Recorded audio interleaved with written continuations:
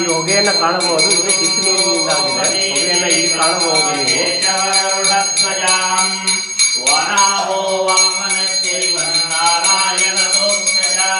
ಅದೇ ನೀರು ಇಲ್ಲಿ ಒಂದು ಪಾತ್ರೆಯಲ್ಲಿ ಬೀಳುತ್ತಿದೆ. ಆ ನೀರನ್ನು ಅರ್ಚಕರು ಇವಾಗ ತಮ್ಮ ಕೈಯಿಂದ ತಾವೇ ಮುಟ್ಟುತ್ತಾರೆ.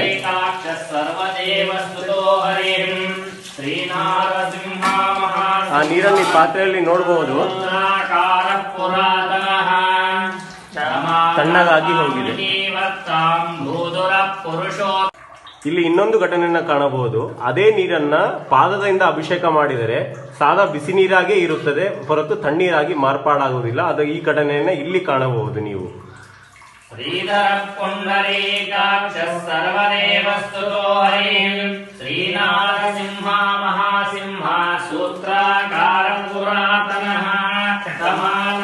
ಆ ಹೊಗೆಯನ್ನು ನೀವು ಕಾಣಬಹುದು. ಹೊಗೆ ಬರ್ತಾ ಇದೆ ಅಲ್ಲಿ, ಬಿಸಿ ನೀರಿಂದ ಆದ ಹೊಗೆ ಅದು.